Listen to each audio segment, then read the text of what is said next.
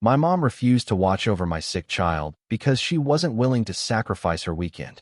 I missed an important interview to stay with my son and lost the chance for a promotion. When I said I wouldn't help them anymore, they started demanding money. Today, they are standing at the doorstep saying they're homeless. I've always known my mother was selfish, but yesterday I discovered just how far she's willing to go. Some background. I'm 31, a single mom to Gregory, and we've been on our own since he was 2. His dad moved across the country for a fresh start and sends birthday cards with $20 inside twice a year, once on Christmas, once on Gregory's birthday. Sometimes he remembers, sometimes he doesn't. I've been working at the same company for 4 years in an administrative role that pays the bills, but not much else.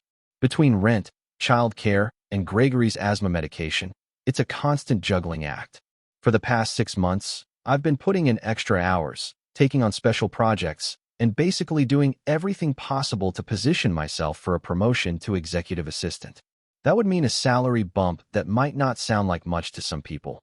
But for us, it's the difference between constantly checking my bank account before grocery shopping and actually being able to breathe a little.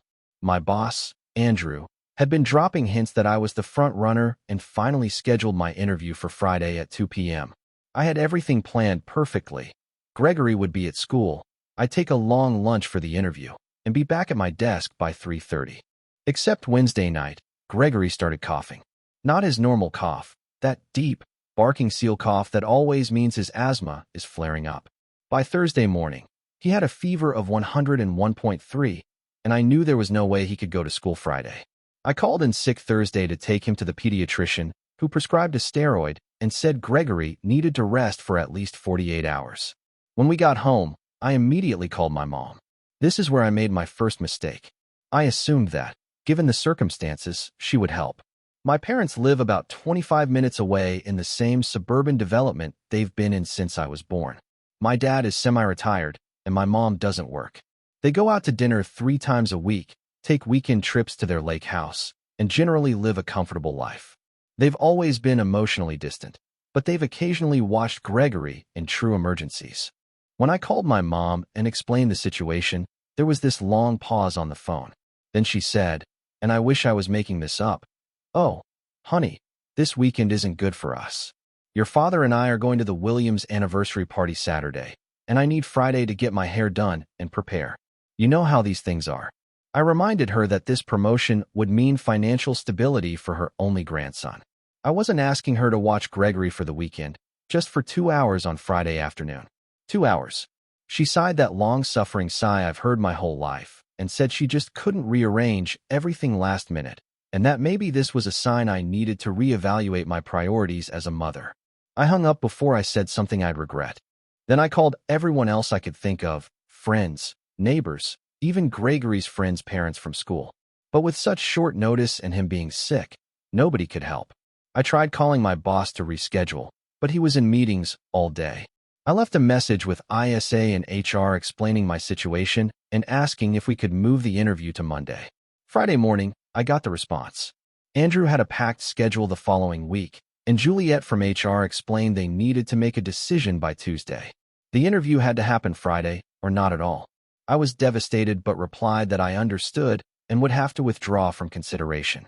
Gregory spent Friday alternating between watching cartoons and napping on the couch, while I tried not to cry every time I thought about what this meant for us. Around 4 p.m., my phone buzzed with a text from my mom. "How did the interview go? Did you make it work?" I stared at my phone in disbelief. It was like she had completely forgotten our conversation, or maybe in her mind, I was supposed to magically solve the problem without her help. I didn't respond. Saturday morning, another text. "We're heading to the Williams party. You and Gregory should come by for dinner tomorrow. I'm making pot roast." As if nothing had happened. As if she hadn't just cost me the opportunity I'd been working toward for months. I finally called her Sunday morning while Gregory was watching TV. I told her we wouldn't be coming for dinner and that I was hurt by her refusal to help when I needed her most. Her response? "You can't expect me to drop everything every time you have a crisis. I raised you, and now raising Gregory is your responsibility." The conversation deteriorated from there. I reminded her that in the 4 years since Gregory's father left, I'd asked for her help maybe 5 times total. She countered by listing all the birthday and Christmas gifts they've given him, as if presents make up for actual support. When I pointed out that I've helped them countless times, setting up their smart TV, driving my dad to physical therapy after his knee surgery last year, helping them move furniture when they redecorated, she dismissed it as things family just does. By the end of the call, I was shaking with anger and told her I needed some space, that maybe it was time I stopped dropping everything to help them when they never seemed to have time for me or Gregory.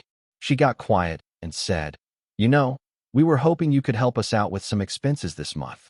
Your father's medication costs went up, and with the property taxes due." I couldn't believe it.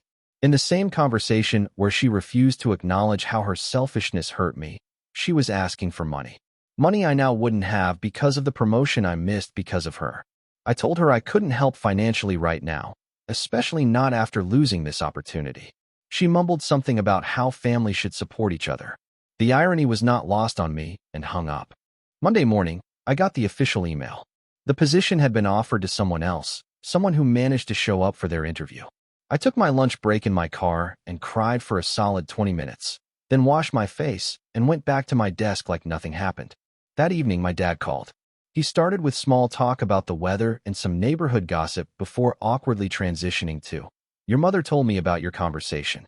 He tried to smooth things over, saying she didn't mean to seem unsupportive, but they really were counting on me to help with some bills this month. When I reminded him about the missed interview, he just said, "These things happen, honey. There will be other opportunities." It's now been 3 days. Gregory is feeling better and back at school. I'm back at my desk, watching the person who got my promotion learning the ropes. My parents have called twice and texted multiple times, all about when I can contribute to their expenses this month. I'm done. After years of one-sided support, I'm finally setting boundaries. I texted them that I won't be able to help financially or otherwise for the foreseeable future, and I need them to respect that. Their response: "We're family. We're supposed to help each other." Yes, we are family, but apparently, that only matters when they need something from me. I don't know what happens next. Part of me feels guilty for cutting them off, but another part feels like I should have done this years ago. Gregory keeps asking when we're going to visit Grandma and Grandpa, and I don't know what to tell him. Edit. For those suggesting I should have taken Gregory to the interview, he was genuinely ill with a fever and couldn't stop coughing. I couldn't leave him alone, and bringing a 6 or 7-year-old to a professional interview wasn't an option. First update. It's been just over 2 weeks since my last post, and I wanted to update you all because things have taken a turn I honestly didn't expect, even with my parents' track record. First of all, thank you to everyone who commented on my original post. Reading your stories and advice helped me feel less alone and more confident in my decision to set boundaries.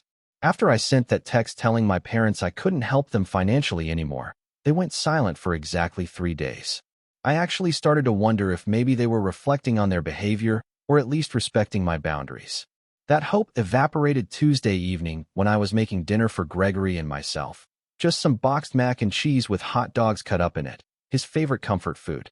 My phone lit up with a message, and I figured it was Juliet from next door asking if I needed anything from the store, like she sometimes does. Instead, it was my mother with a screenshot of an overdue credit card bill for $4,378.62. No context, no message, just the screenshot. I didn't respond. 20 minutes later, another text. "We need help with this by Friday, or they'll raise our interest rate." I stirred the mac and cheese, thinking about all the times over the years I'd helped them out financially.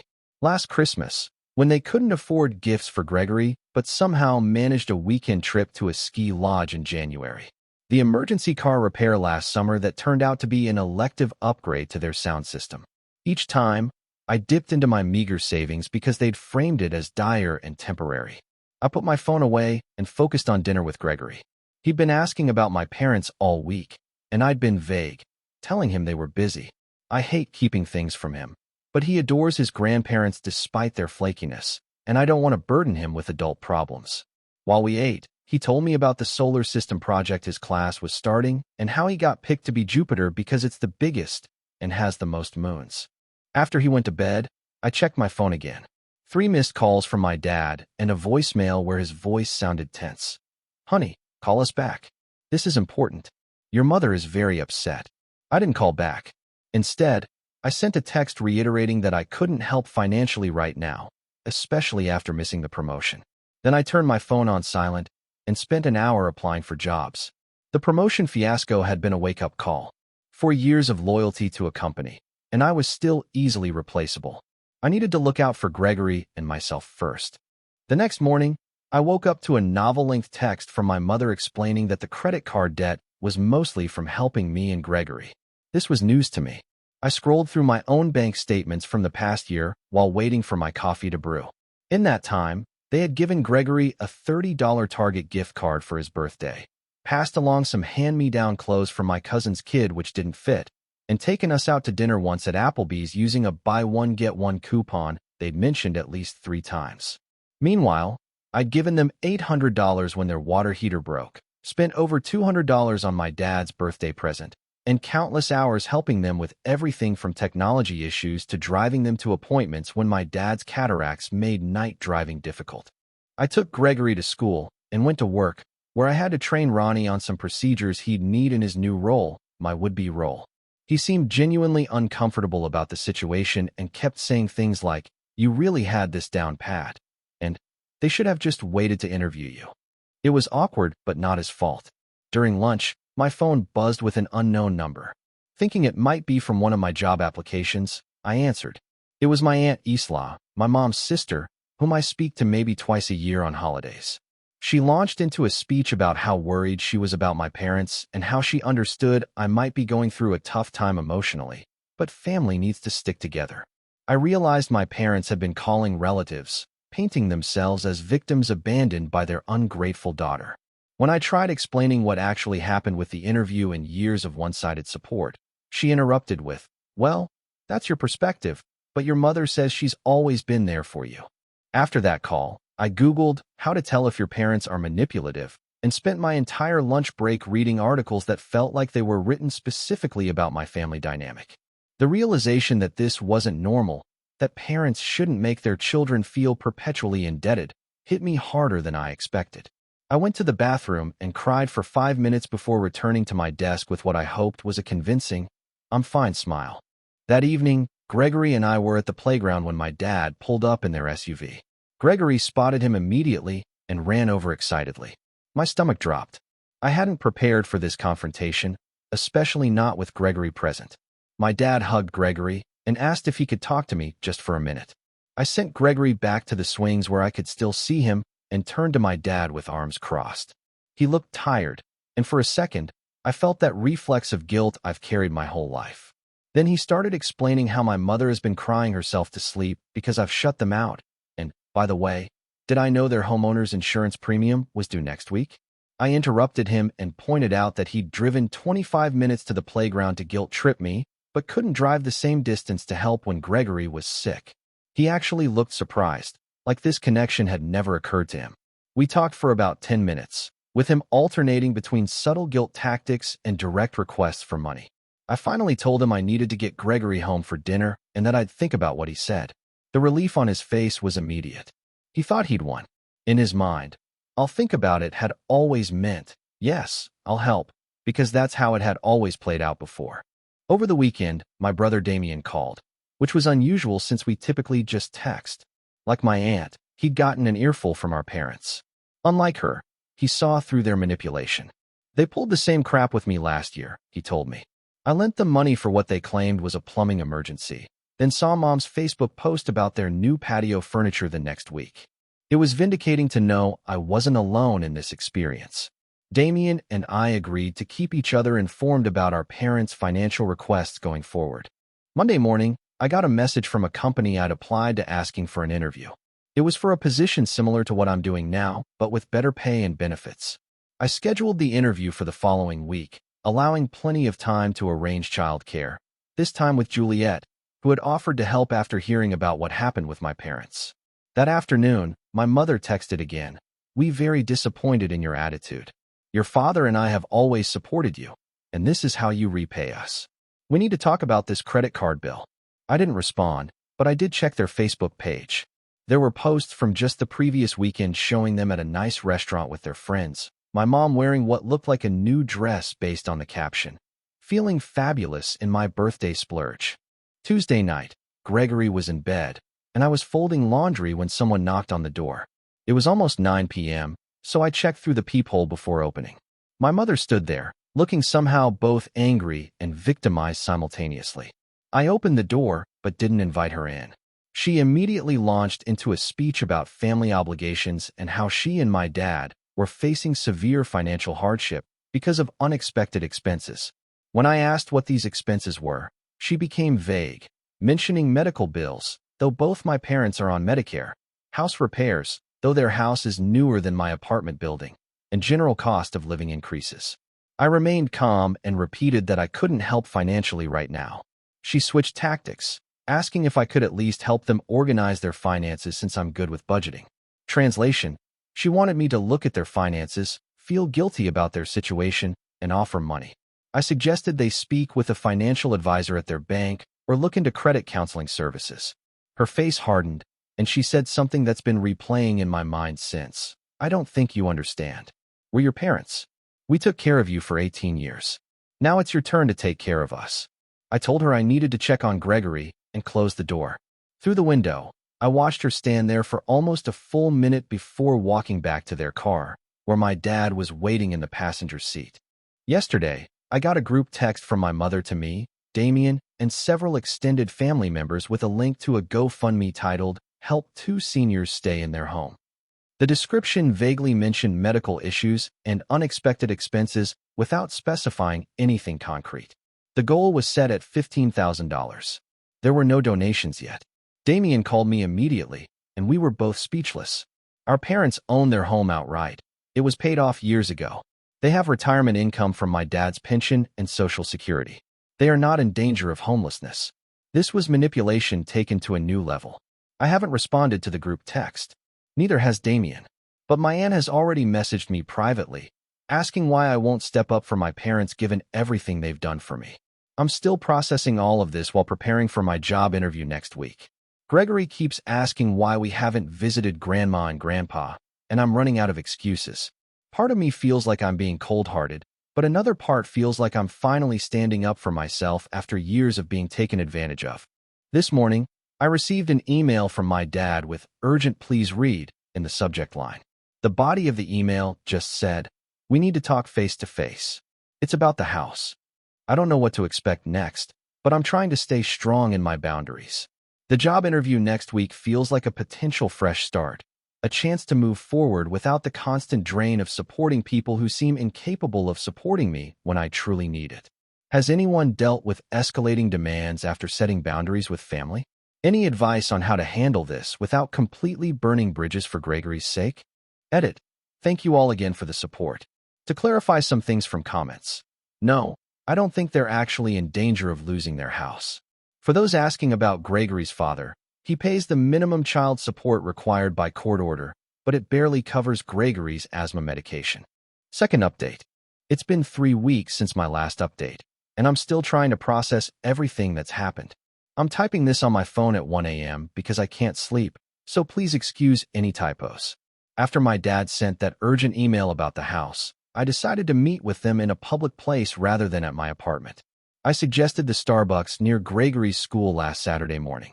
I figured the public setting would keep things civil, and I could pick up Gregory from his friend's sleepover right after. I arrived early and grabbed a table in the corner. My parents walked in 15 minutes late, which was typical. My mom was wearing her designer sunglasses and carrying her Coach purse, the one I helped her pick out for her birthday last year. My dad had on his golf shirt despite the cool weather. Neither of them looked like people in dire financial straits. As soon as they sat down, they started talking over each other about how their mortgage company was harassing them about missed payments. I interrupted to point out that they'd told me multiple times over the years that their house was paid off. There was this awkward silence, and then my mom admitted they had taken out a home equity line of credit 3 years ago. Apparently, they'd used it to renovate their kitchen, take a cruise to Alaska, and help out with expenses. When I asked why they hadn't mentioned this before, my dad mumbled something about not wanting to worry me. The truth became clear as they explained further. They'd been making minimum payments, mostly covering just the interest, and now the bank was concerned about their payment history. They weren't facing immediate foreclosure. They were just being asked to make regular payments on time. I felt this weird mix of relief that they weren't actually losing their home and frustration at the manipulation. I asked about the GoFundMe, which had accumulated a grand total of $175 from 3 donors. My mom waved her hand dismissively and said it was just in case things got worse. I explained again that I couldn't help them financially, especially now that I knew the real situation. I suggested they talk to a financial advisor about possibly refinancing or making a payment plan. My dad started to argue, but I stood firm. The conversation ended with my mom sniffling into a napkin and my dad staring silently into his untouched coffee. I left feeling drained, but somehow lighter. I picked up Gregory, who was full of stories about his sleepover, and we spent the rest of the weekend doing homework and watching movies. I tried to put my parents out of my mind and focus on my upcoming job interview. The interview went surprisingly well. The position was with a smaller company, but offered better pay and more flexibility. The manager, Douglas, seemed genuinely interested in my experience, and when I explained my childcare situation without going into the drama with my parents, he mentioned that they had a work-from-home option for parents when kids were sick. I try not to get too excited, but it felt promising.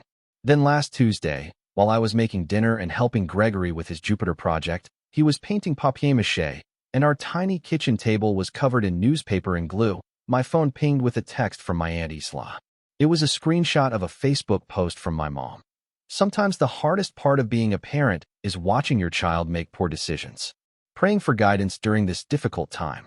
The comments were filled with vague, sympathetic responses, with my mom replying cryptically about financial hardships and ungrateful children. My aunt's message below the screenshot said, "What's going on? Your mom is posting concerning things." I didn't respond immediately. Gregory and I finished his planet, cleaned up the kitchen, and went through his bedtime routine. After he was asleep, I drafted several responses to my aunt, but deleted them all. How could I explain years of one-sided support and manipulation in a text? Instead, I messaged my brother Damien, who confirmed he'd seen the posts and had already called out our mom in the comments. His comment had mysteriously disappeared within an hour. Wednesday evening, I got the call I'd been hoping for. Douglas offered me the job with a start date 3 weeks out to give proper notice at my current position. The salary was $2,000 more than what the promotion would have been, plus better benefits, and that crucial flexibility for Gregory's needs. I accepted on the spot and felt a wave of relief wash over me. This was the fresh start we needed. I picked up Gregory from after-school care and took him for ice cream to celebrate. While we were sitting at the little table, I got a call from an unknown number. I almost ignored it, but something made me answer. It was our apartment complex manager asking if my parents were authorized to enter my unit. Apparently, they had shown up claiming they needed to drop off something important for Gregory, but had forgotten their key. My stomach dropped. I had never given them a key, and they definitely weren't authorized to enter my apartment. I told the manager absolutely not, thanked her for checking, and immediately called my parents. No answer from either of them. I rushed Gregory through the rest of his ice cream and drove home, worried about what they might be up to. When we pulled into the parking lot, my parents' SUV was still there, parked in a visitor spot. I told Gregory to wait in the car with the doors locked, something I'd never done before, and promised I'd be right back. I tried calling my parents again as I walked to the manager's office, but still no answer. The manager, Ariana, looked relieved to see me. She explained that my parents had become increasingly insistent about accessing my apartment, claiming they'd left medicine for Gregory inside. When she'd refused without my authorization, they'd sat down in the lobby and said they would wait. They'd been there for almost 2 hours. I steeled myself and walked to the lobby, where I found my parents sitting with a small suitcase and my mom's oversized purse. They looked up when I entered, and my mom immediately burst into tears. My dad stood and started explaining that they had had a misunderstanding with their mortgage company and their utilities had been shut off due to clerical errors. They needed a place to stay just for a few days until everything got sorted out. I stood there in disbelief. They had tried to manipulate their way into my apartment before I got home, presumably to establish themselves before I could object. I asked why they hadn't called first. My dad claimed their phones were about to be shut off too, and they wanted to tell me in person, yet they'd managed to drive 25 minutes to my apartment and wait for hours instead of just calling. I told them they couldn't stay with me. My apartment has 1 bedroom, which I share with Gregory, and a pull-out couch in the living room that's barely big enough for 1 person. More importantly, I wasn't comfortable having them stay after everything that had happened. I suggested they could go to a hotel using the credit card they had recently shown me or stay with my Aunt Isla, who lived closer to them and had a guest room. My mom's tears turned to anger. She said I was abandoning them when they needed me most, just like I had accused them of doing to me. My dad started listing all the things they'd done for me growing up, paying for my school lunches, buying me clothes, taking me to doctor appointments, basic parental responsibilities presented as if they were extraordinary acts of generosity. Gregory was still waiting in the car, so I had to end this quickly. I told them firmly that I would help them find alternative arrangements, but they could not stay with me. My mom grabbed her purse and stormed out, but my dad lingered, looking genuinely confused, as if he couldn't understand why I wasn't folding like I always had before. I spent the next hour making calls to my aunt, who reluctantly agreed they could stay with her for a few days, to my brother, who offered to drive over and help if needed, and finally to my parents, leaving a voicemail with my aunt's address and phone number, all while trying to keep things normal for Gregory, who sensed something was wrong but didn't understand what.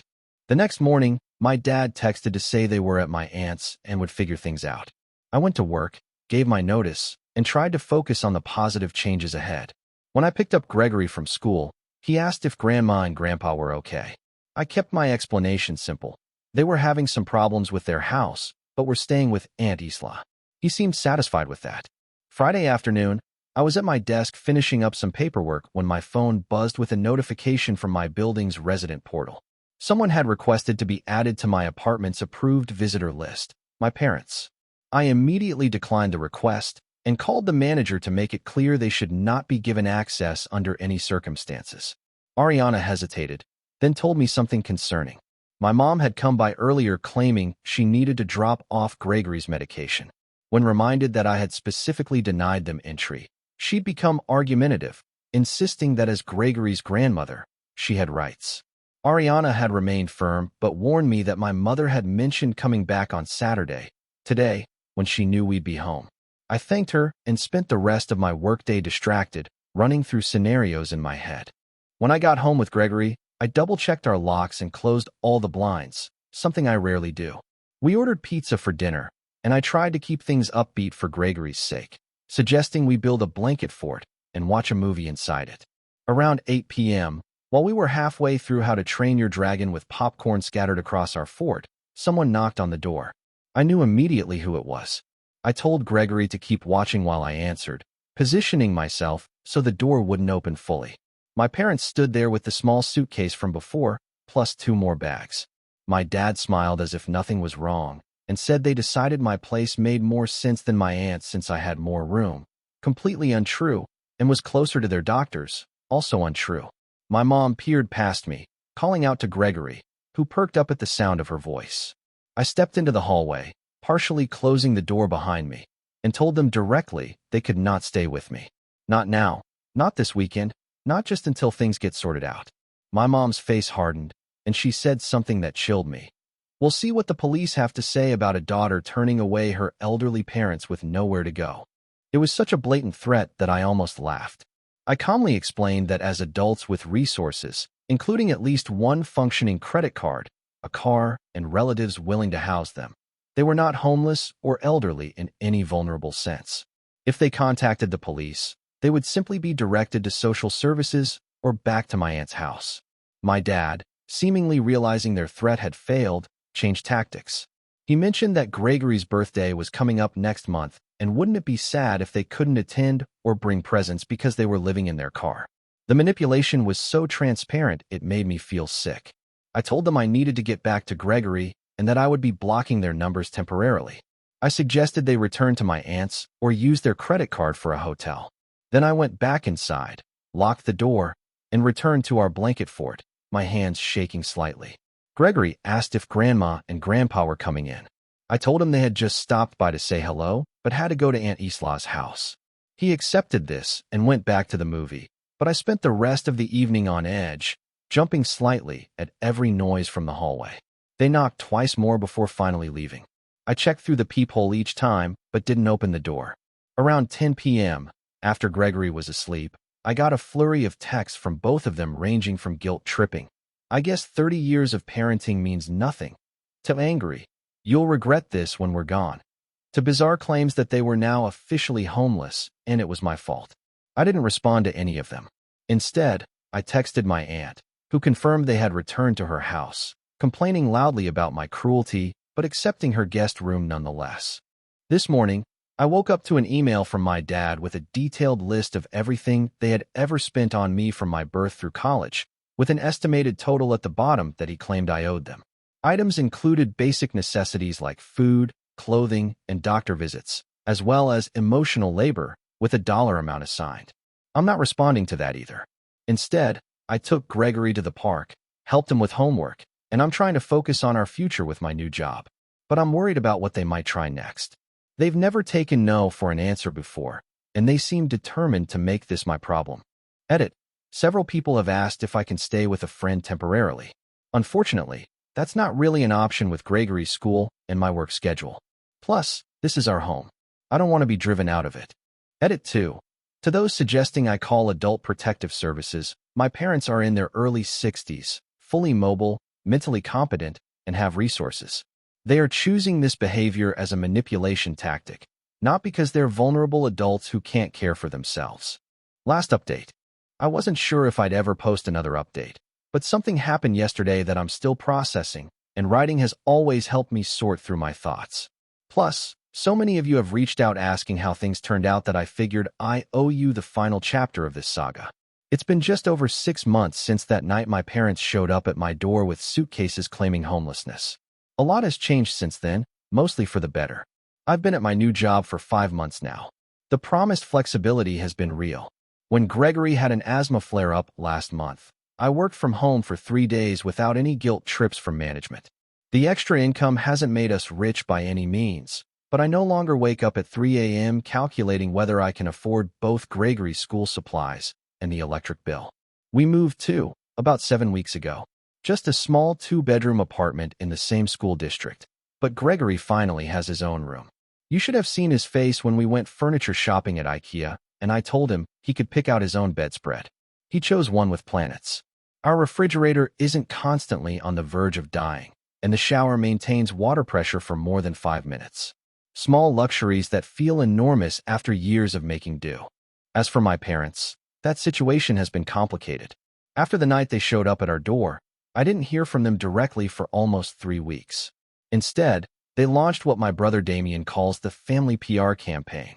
My Aunt Isla, various cousins, even my dad's bowling buddies all contacted me with different versions of "they're really struggling" and "family should stick together." I started therapy about a month after my last post. My new insurance covers it, and honestly, it's been eye-opening. My therapist helped me see patterns I'd been blind to my whole life. How I'd been trained since childhood to feel responsible for my parents' happiness and financial stability, how no was never treated as a complete sentence in our family, how guilt was weaponized whenever I tried to establish independence. I kept the documentation going, saving every text, email, and voicemail. In late March, I had to use it. My parents somehow convinced Gregory's school that they were authorized to pick him up for a doctor's appointment. Thankfully, the front office called me to confirm, and I was able to rush over there. My parents were in the parking lot waiting. When I confronted them, my mom claimed they just wanted some quality time with their grandson. After that incident, I spoke with the school administration, showed them the documentation of ongoing harassment, and they updated their security protocols. That was the turning point. I sent a certified letter to my parents stating that any further attempts to see Gregory without my explicit permission would result in legal action. I didn't want to do it. Writing that letter made my hands shake, but Gregory's safety had to come first. They backed off after that, at least physically. Gregory has struggled with all this, unsurprisingly. He misses his grandparents and doesn't fully understand why we don't see them anymore. I've tried to explain in age-appropriate ways without demonizing them. We've had many conversations on the drive to school about how sometimes people we love can make choices that aren't healthy and how it's okay to love someone but need space from them. I'm not sure how much sinks in, but he seems to be adjusting. My relationship with my brother has actually improved through all this. Damien and I were never particularly close. He's 5 years older and moved across the state after college, but dealing with our parents' behavior has brought us together. He visits about once a month now, and Gregory adores his cool uncle who teaches him card tricks and brings him comic books. In April, I learned through family gossip that my parents had indeed fallen behind on their mortgage payments, but not because they were destitute. They'd been prioritizing credit card spending over housing payments, assuming they could always catch up later. According to my aunt, who has become surprisingly supportive once she saw the full picture, they worked out a payment plan with the bank and are no longer in danger of foreclosure. They never were truly homeless. It was manipulation pure and simple. My aunt also let slip that my mom had been furious when I got the new job instead of helping them out financially. Apparently, she'd been counting on my guilt as a reliable income source, and my sudden backbone had thrown off their financial plans. I wish I could say I processed all this with perfect emotional clarity, but that wouldn't be true. There have been nights I've cried after Gregory went to bed, wondering if I'm doing the right thing. Days I've composed lengthy text messages explaining my perspective only to delete them unsent. Moments I've seen something Gregory did and thought, Mom would love this, before remembering where we stand. The hardest part has been holidays and birthdays. Gregory turned 8 last month, and he asked if Grandma and Grandpa were coming to his party. I had arranged a small celebration at the local bowling alley with a few friends from school. When I told him they weren't coming, his little face fell for just a moment before he rallied and started talking about the cake. That moment gutted me. I did send them photos of him at his party through my aunt. I'm not trying to cut them off from knowing anything about his life. I'm just setting boundaries about direct contact until I can trust their behavior. Now, about that unexpected call yesterday morning. I was making pancakes for Gregory, our Saturday tradition, when my phone rang with my dad's number. I nearly declined it automatically, but something made me answer. His voice sounded different, quieter, less entitled somehow. He asked how we were doing, and for once, he actually waited for my answer instead of launching into his own issues. I gave vague, polite responses. Then he said something I never expected to hear. My mom had started seeing a therapist too. Apparently, after months of getting nowhere with their campaign to regain access to me and my wallet, my mom had a health scare, nothing serious, just high blood pressure that required medication adjustment. But it prompted her doctor to recommend therapy for stress management. She'd been going for about 6 weeks. According to my dad, her therapist had been helping her recognize some of her behavior patterns. He said she was starting to understand how her actions had pushed me away.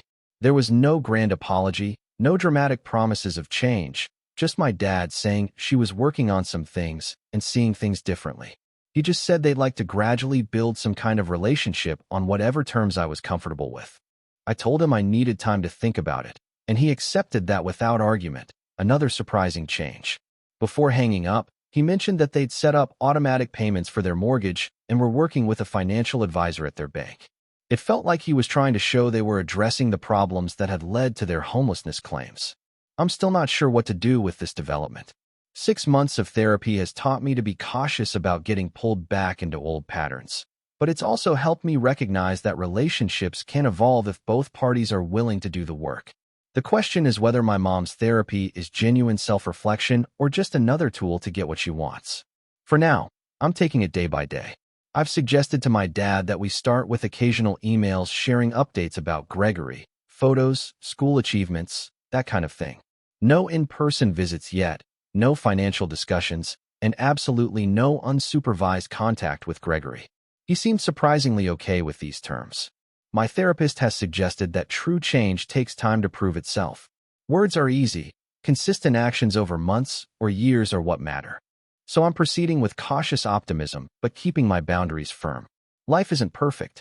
Our new apartment has a persistent dripping sound in the bathroom that the maintenance guy can't seem to fix.